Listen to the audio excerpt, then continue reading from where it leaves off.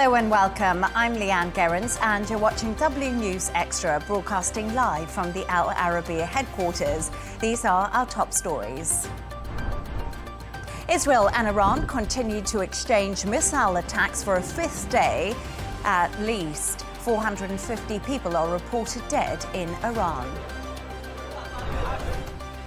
Russia strikes Kyiv overnight in one of the deadliest attacks since the start of the war. And made in the USA, we'll discuss the new gold Trump handset, all yours for just $500.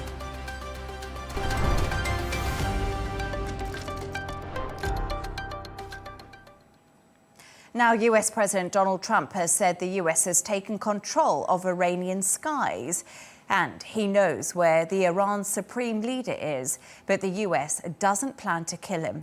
The president's comments come a day after saying he is not seeking a ceasefire between Iran and Israel, but rather something better, and that is a real end to the conflict between the two countries.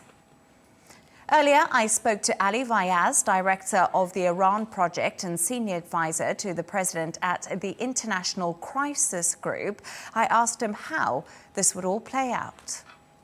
Well, I do believe that President Trump would be much better off ending this war than joining it. And he needs to do so by first putting pressure on Prime Minister Netanyahu to stop the escalation. Because if he fails to do so, the Iranians would see him as complicit in this war of aggression and would not engage in negotiations with him, or would not believe that even he would deliver on a negotiated solution if that agreement is reached. So the first step is to hold Israel back. To discuss this and all of today's stories, I'm joined by senior presenter at Al Arabiya, Rawia Alami, and Dubai 92 presenter Jono Hayes. Absolute pleasure to have you in the studio with me. Rawia, okay, listen, it's been 5 days of strikes between Israel and Iran. Just bring us all up to speed about where this started and where we are now. Well, it all started on Friday when Israel carried out what it calls preemptive attacks on Iran, while Iran calls it an unprovoked attack. The Israelis for days now, 5 days specifically, have been targeting Iran's nuclear infrastructure, also military leadership, as well as ballistic missile sites. They have indeed struck Natanz nuclear site, and apparently the International Atomic Energy Agency is saying that they have seen signs that there has been damage to the underground part of the Natanz nuclear site, while they said there was no change or no signs of any change in other nuclear sites that have been targeted. Now, in terms of leadership, also the Israelis have targeted top leadership, including today they have targeted Ali Shadmani. He is the newly appointed chief of staff and also his predecessor as well, killing both of them. In terms of missiles and drone attacks from Iran, also it's been going on for 5 days quite consistently. They have targeted Bat Yam, they've targeted Tel Aviv, Haifa, also Ptah Tikva, and they have caused significant damage to infrastructure and also casualties, even though the Israeli air defenses have been able to intercept most of these missiles. In terms of infrastructure damage, now the Israelis are saying that they've destroyed about 1/3 of Iran's ballistic missile launchers and also stockpiles, while the Iranians are saying that they have damaged Israel's oil refineries and also residential areas. Casualties, there have been casualties on both sides. On the Iranian side, the human rights activists in Iran are saying that about 452 people have been killed, with 646 have been injured, and we're talking about many civilians that fell in Iran. In terms of Israel, about 24 have been killed, mainly civilians, and 600 have been injured. And there have been, of course, regional disruptions in air travels, major airports like in Israel, in Iran. Also neighboring countries like Jordan, Lebanon, and Syria have been majorly disrupted. Thank you so much for bringing us up to speed, Rawia. There's been a fast escalating, developing story, so much appreciated. But Jono, we actually heard from President Donald Trump a little bit earlier. He's denied he's working on a ceasefire plan, but tell us exactly what he is saying. Well, he's emphasised that he would like a real end to the threat, not just what he said is a band-aid solution. So what we're seeing here, Leigh-Ann, is what the Trump administration wants is to permanently degrade Iran's military and nuclear infrastructure. That is the plan. And there's definitely no mediation. There is no peace talks that are currently underway. Both US and Israeli officials have both confirmed that. We know that he was, of course, at the G7 summit in Canada and was taken away from that on his own volition quite promptly. So I'm not sure what happened between Friday when this first started and the G7 end to his trip to the G7, which seemed to have been a change in pace and also a change in the narrative. Initially we heard, of course, the US have said and continue to say that they were not involved in the initial strikes. But now what we're seeing, the bigger picture here, indicates that even after that chat on Air Force One when he was leaving Canada, is that he and the US are looking at something that is better than a ceasefire. All the markers and all the indicators are there which say that he's working on something that indicates the US's military response to the crisis currently. We know that from flight radars in the last 24 hours alone, we have seen numerous US military aircraft on the way towards Europe. And I think further afield as well, some have been making it towards Israel, which we've been told those are already pre-planned, which is difficult to believe given the current tensions. Also, there are some aircraft carriers which are making their way towards the area right now as well. Again, we've been told by the military in the US that that is planned, but it would indicate that, and we know that Emmanuel Macron has requested that Donald Trump say, listen, let's have traditional diplomacy here. And he said that's not the way to solve the solution here. And Iran's nuclear disarmament is the key message that he wants to get across here. So we are seeing an escalation. It is, like you said, progressing, but at a rapidly alarming rate. And Rawia, actually, that is something that the world is looking at very closely because initially, like you did say, the US denied being involved in the attacks. However, Benjamin Netanyahu said that they were always informed. They knew it was going to happen. And we have seen this amazing intelligence from Israel inside Iran. Donald Trump also tweeting, we know where the supreme leader is. I wonder right now, are we looking at a regime change? Maybe, possibly in Iran? Or do you think that what the US are doing is just supporting Israel because they believe that they are winning at the moment? Well, definitely the American stands have changed, as Jono said, that there's definitely a change from Friday, the start of the strikes and this entire war until today. Now, the Americans said, the president said at the beginning that they were not informed, they're not part of this war and part of the initial strikes, but then they came out to say that they've been told and that the American president gave approval for this military operation by Israel. Now, I think the Israelis have managed to convince President Trump that they are succeeding, that they have a plan, and it's obvious that the Israelis have and the Mossad specifically has infiltrated significantly the Iranian regime and society because, I mean, with the scale of success of their operations, especially on the first day, it's very clear that this is the case. Now, is the objective a regime change? Maybe not initially, but if it comes about due to these strikes and due to Israeli military operations weakening the regime and also degrading the Iranian nuclear program, then so be it. I think they'll be very happy about this. Is there any room for diplomacy? I don't think they want diplomacy. I think that's probably what the last thing they want. The last thing the Trump administration needs is nuclear capabilities for Iran. And that's certainly something he won't stand by and allow to happen. If we're being led to believe, and this is from the information that we're being fed through, so obviously you take this cautiously, that they were on the brink of complete nuclear capabilities, which is a concern. If Iran, and we know from the messages that have previously been that have been sent from the country, we know that if Iran does manage to get nuclear capabilities, it is a devastating blow for a lot of countries that would be very concerned about that. The administration, the Trump administration, I think, like you said, Rawia, I think they've been convinced by Israel that, look, we will take out 1/3 of the nuclear capability of Iran in a matter of days, which is now what they said they have achieved. Yeah. But as they have said, there's a lot more to do. There is a lot more of these underground bunkers which need to be taken out, which they said, without this being removed, the capability, or at least the uranium enrichment capabilities of the nation, will continue to hopefully not unabated, but will continue regardless. So what they need to do is now make sure that that doesn't happen. And I think that Trump probably was worried a bit and thought, I need to show some support, be it on the ground or not, but at least show some support in the water, in the air, and say that, look, the US and their might are willing to get involved here. And if we feel that we need to go in and that we need to assist, then we will do that.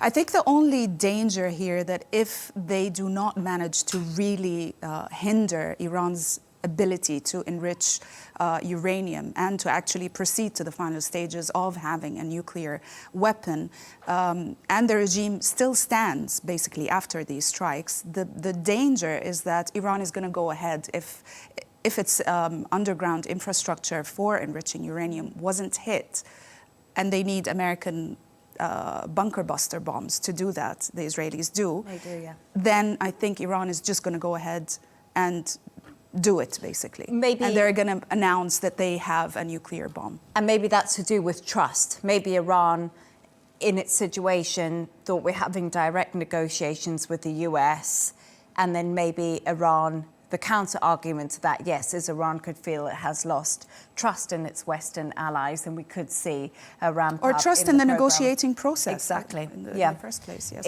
There's a lot to discuss here, and I'm sure that we'll talk about it a lot more. Thank you so much for your insights into that story. Stay right there as we move on to another story now. And Russia has carried out one of the deadliest drone and missile attacks on Ukrainian capital Kyiv, killing at least 15 people and wounding more than 100 others. It took place overnight in Tuesday morning and lasted more than 9 hours. Ukraine's President Volodymyr Zelensky has said it was one of the most terrifying strikes. Jono, let's start with you. So the Mayor of Kyiv, Vitaly Klitschko, has been speaking about this attack. What more do we know about the casualties and also the damage? So this is the 4th largest of the war so far, and this was 9 hours of an assault on Kyiv, which is 440 drones, 32 missiles, and 27 districts have been hit as well. Collapsed apartment blocks has been in there. 15 to 19 people estimated at the moment. That number is likely to rise, which have been killed. 100 plus have been injured. But among the deceased is a US citizen, which puts a different spin. A 62-year-old US citizen has also been mortally injured in this as well. Russia says these were military targets. The scale of the civilian toll point, it seems, is leading to some international destabilization of the situation at the moment, which is a concerning take on this as well. Now, on a global context, we have to take into consideration between Trump and the mention of removing Russia from the G8, now the G7 summit. That is also to the fore this week as well. So this really couldn't have come at a worse time. If Donald Trump is there arguing that removing them from the G8 was a bad idea, and you launch a 440 drone, 32 missile attack that rages for 9 hours, you're not in the best position to be arguing that maybe you should have been at a table and sitting at the G8 summit.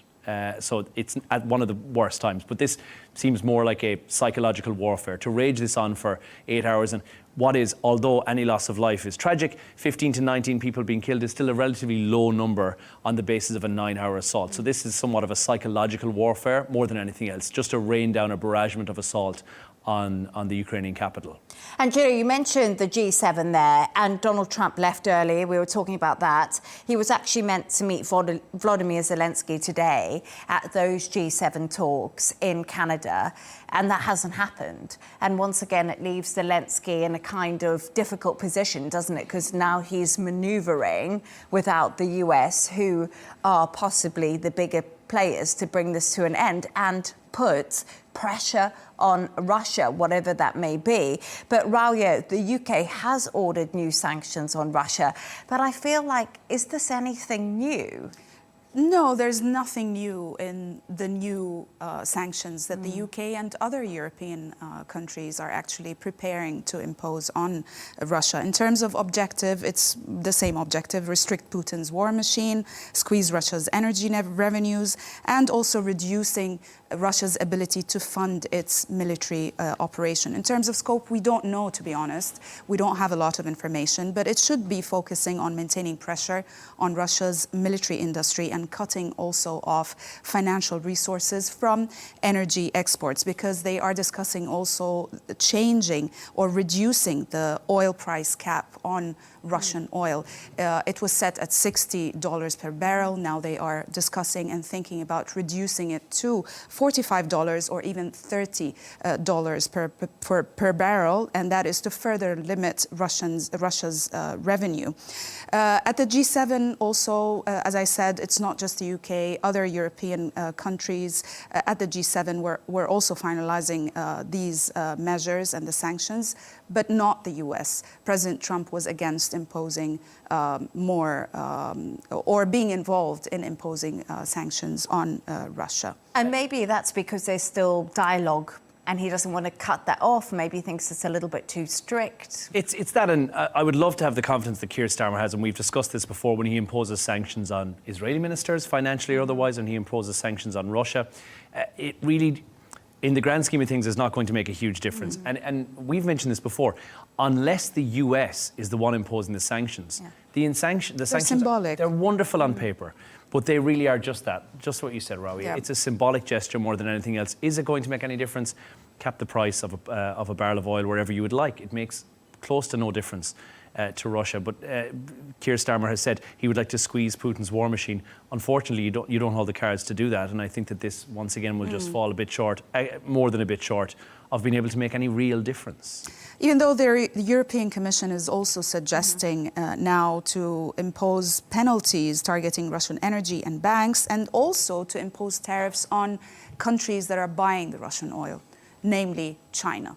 And that has been mentioned before, it just hasn't been done. No. So, it's actually implementing what's been mentioned. And I think that's something that Ukraine is really calling for, for things to be more forceful on Russia, because there's been a lot of talk. But once again, it's still a really dire situation, civilians losing their lives on both sides and soldiers. But I'm sure that's another story that we'll come back to. So that was more on the Russia-Ukraine ongoing war. So thanks for your thoughts on that. Let's move on.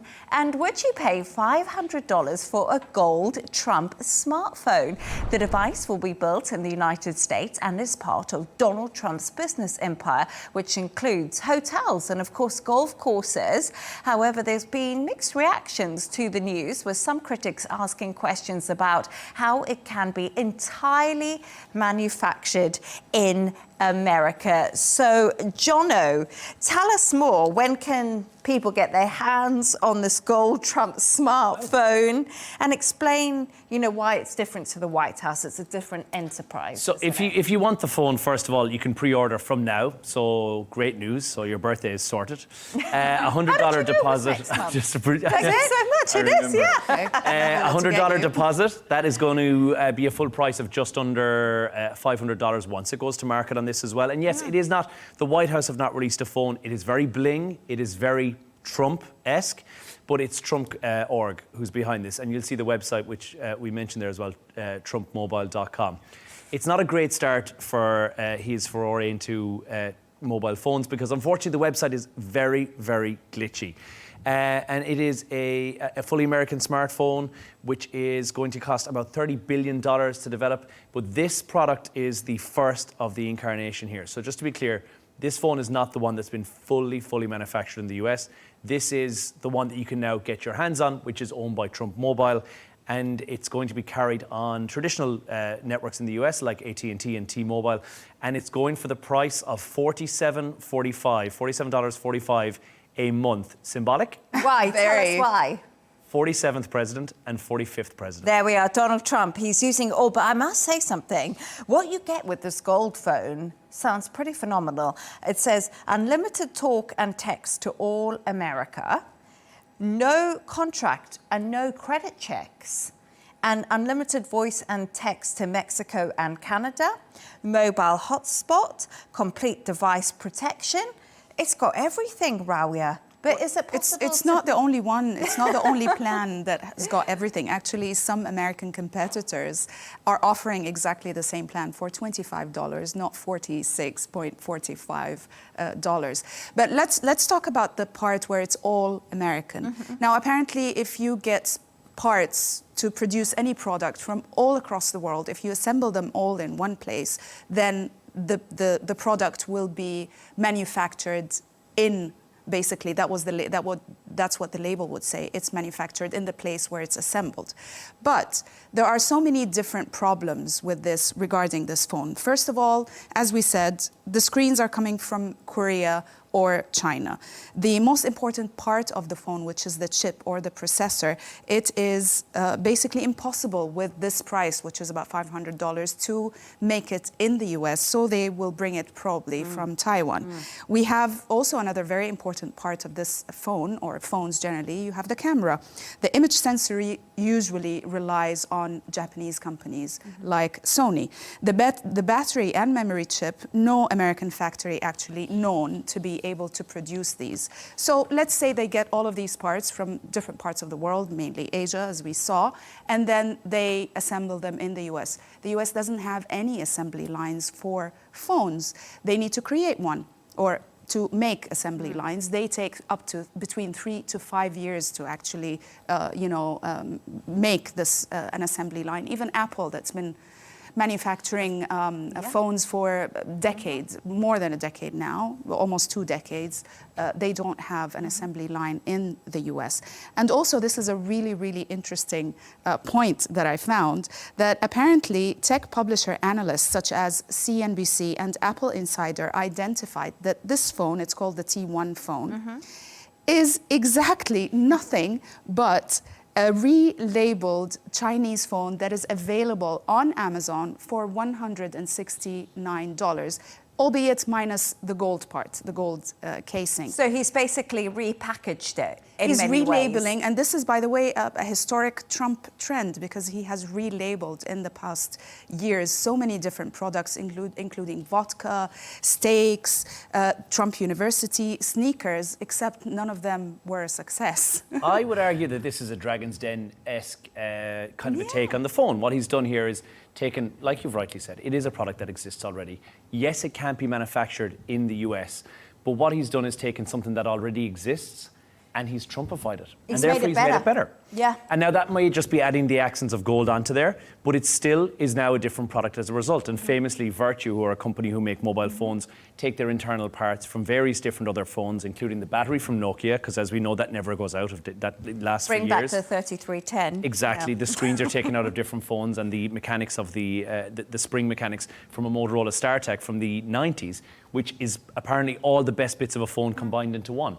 Yes, he can't make all this in the US, but I would argue that my car could not drive without imported parts from China. I open the door.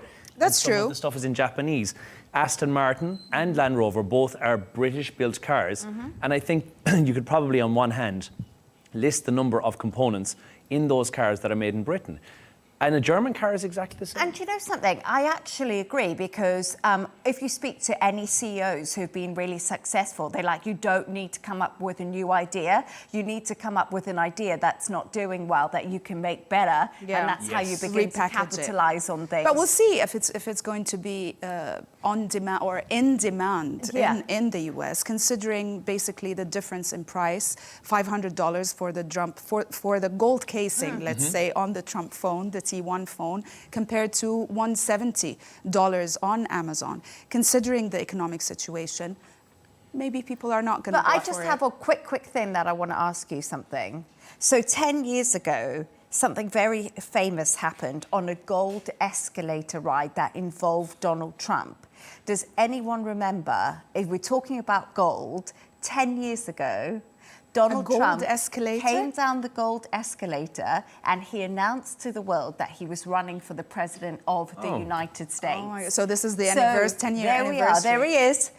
I'll never, ever forget that image. And do you know what? I was just asking some people at my desk a little bit earlier, what has that moment done? And he said that he is iconic, one of our producers, who is monetizing his own brand and opening doors for a president with a personality. Wow.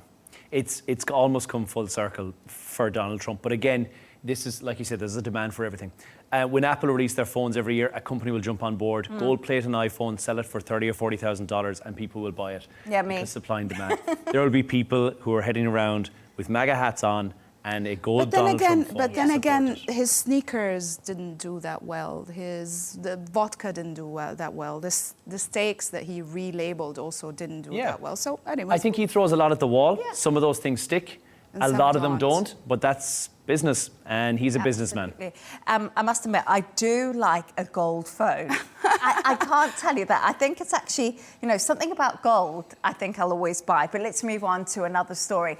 And where do you go for your daily dose of news? Arabiya English, of course, well, me, obviously. But a new report out today says social media and video networks have become the main source of news in the US, overtaking TV channels and also news websites. More than half the people surveyed said they use networks like Facebook's X and YouTube, overtaking TV, news sites and apps.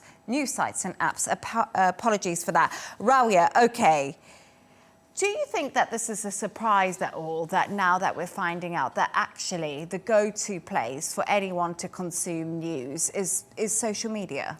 No, it's not surprising at all, actually. I think it's quite expected, especially with the younger generation, Gen Z, and other parts of the society. In fact, in America, 45% of Americans aged 14 to 24 report that they use social media as their main source of news. That YouTube being the highest at 93%, TikTok 63%, Snapchat 60%, and then you have Instagram at 59%. Of course, the world numbers also are not that different. In the UK, 34% actually said that they use social media, and in Brazil, it's 35%. It's not surprising because we have already been witnessing a change, a shift in news consumption, and a major shift away from traditional news sources like the linear TV, which a lot of people think is dying. I would argue that in two instances, it will always be the go-to source, which is in breaking news and big sports events. Sports, yeah. Yeah, but I mean, there are positive sides, I think, to this, and negative side. I don't know if we have time to talk about them as well, because I mean, with social media, with the algorithms, it basically exposes people that don't otherwise look for news. Like we're talking about teenagers. My children, for example, are up to date onto what's happening regarding what's happening in the world because of their social media activity, and because they're on social media. Otherwise, they wouldn't be looking for news, and that's a good thing. Yet, also, because of the bias of the algorithm, it tends to push the same type of content. If you watch something, then you will get more content pumped in the same direction, while you will not know much about opposite opinions. I would argue that, 54% of people, regardless of their age, are consuming their news primarily from their mobile device. And I would argue that the reason it is so beneficial is, yes, there is the algorithms, and they're there for a reason. They do work because they do give you stuff that you're interested in. So I'm sure that somebody, depending on which side of the fence they sit on with regards to world politics, will be getting wildly different videos and stories on Instagram and across social media than I would be getting. But also, things have changed. 2001, September 11th, the first place that we saw the Twin Towers attack was on the news. And I think everybody globally can say that the first place you saw it was through a news channel. Fast forward to something like even this weekend when the Israel attacks took place. The first place we saw about that was on social media. And on X, yes, absolutely. And on X, yeah. I think we've changed how we consume social media entirely. And is it for the better of the world? Well, it knows no language barriers, and if there is any language barrier, thanks to AI, we can remove that completely. So we can be exposed to news from not just on our doorstep, but also from around the world.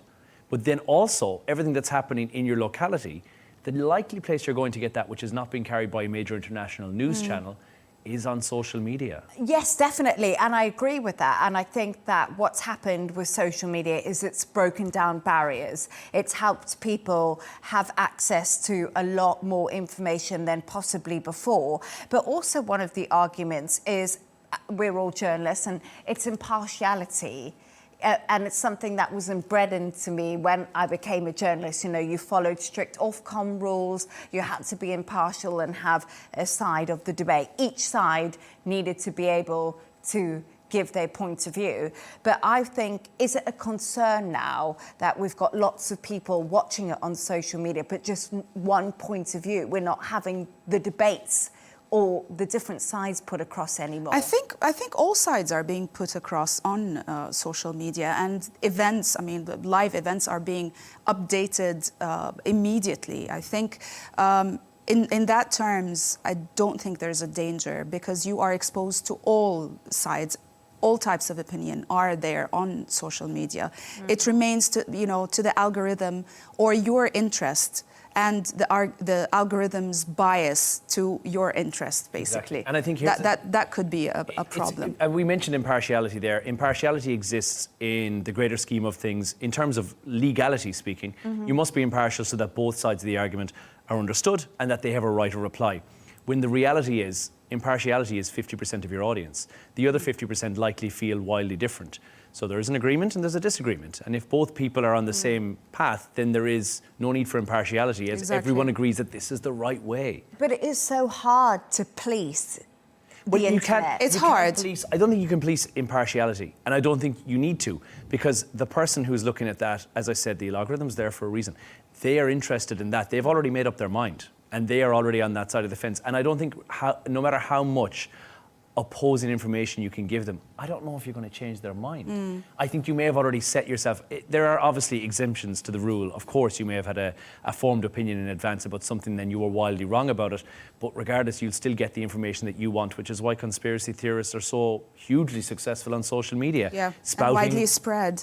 Widely spread lies, and that's the big concern with I agree media. with you, Leigh-Ann, that it's hard to police what's on social media, and therefore we saw it during the coronavirus pandemic, how so much fake news was spreading. A lot of confusion was caused by different stories posted online, not necessarily from scientists or doctors, just people's opinions.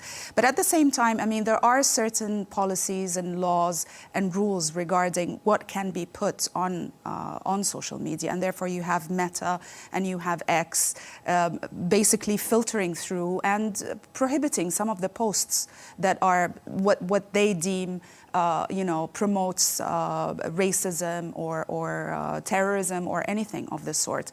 But also that is a quite controversial point, because what they, it's all up to the owners of these companies and their point of view, which comes at the expense of different points of view as well. And I think that is a really good point. But just quickly before we go, you mentioned something backstage I thought was really interesting. People who cannot read and write that well through social media, they can still watch a video and have access to news. Exactly. I think, and definitely one of the arguments on this, India, Kenya, Brazil, Indonesia, the leaders of those countries respectively are using social media to directly connect with their people and to be able to communicate with them. Because a low literacy rate does not mean a low consumption of social media, because you can still view and listen to videos in your own language which are important to you, give you the information that you need. And I reckon it will swing and change elections and the outcome of elections and politics in the next couple of years, and that is a pro. But we also saw that with the US election. Because obviously Musk owns X, put a lot of money into it. There was an algorithm change.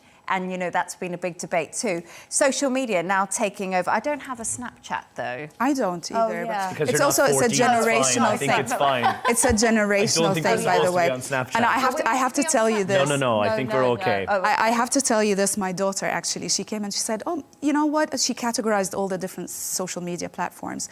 That the Facebook is for grandma and granddad. Oh, that's us. And then, no, Instagram is for, for my old parents. And they are the TikTok generation. And then she said, and LinkedIn, oh my God, that's for historical figures like Henry VIII, she says. Where's Snapchat? Is it in there? It's not in there, right? She's on Snapchat, but she Okay. didn't categorize Oh, it. She wow. considers it like TikTok, TikTok, which yeah. is for the younger generation. Rawia, what's happened to her? Seriously. Anyway, yeah, thank you so much for that conversation. And finally, Rawia and Jono, you've come up with a couple of quirky stories of the day. And Rawia, yours is just so cute. I love the story. Legoland have announced the world's first themed flight. Absolutely. Thank God my children are a bit older now, because otherwise we would have had to buy seats on that. Snapchatting the plane. Exactly. Yeah. Well, we're talking about a Legoland-themed aircraft, which is a joint strategic partnership between Legoland Shanghai Resorts and Junyao Air. Now, they are talking about an Airbus A321 jetliner. They have painted and decorated it with Legoland themes and elements. I'm not sure whether it talks about just the exterior of the plane, but also we have Inside. this. There we are. There's the as well. inside. I hope the engine is not Lego, or that the wings are not sort of made out of Lego bricks. But in whichever case, this is the situation, and apparently Assemble it's your about own meal. Yeah, with the assemble nice, your own food. bricks. You know, I was just looking at that plane, and I don't know about you, but the favourite part for me going on a plane still, even till today, is what's in the front of the seat. Like, you know, what toiletries you have, or what eye mask you have. So I think it'd be quite cute if they put a little Lego figure in there and you can sort of create it. This is also This a is a good great idea, actually. But they've done this for adults somewhat. A famous festival that takes place in Belgium every year organise flights from Ibiza to Tomorrowland. Once you get on board that plane, the entire plane is themed outside and inside, and there's a DJ on board. Oh my and they're God, serving wow. beverages, and it's a party. They've recently organised one of these from the UAE as well to head to a music festival that was taking place in Egypt. So they're doing this for adults already. So I think it's about time that They they've do done something something for for the children. kids. Yeah, I think it's nice for the kids to absolutely. experience the same level. Yeah, okay, I'm more likely to go on the Ibiza plane than I am to go on the Lego one. Same but here. anyway, yeah, obviously, moving And on. you need to be on TikTok because Yeah. I think we're too old for that.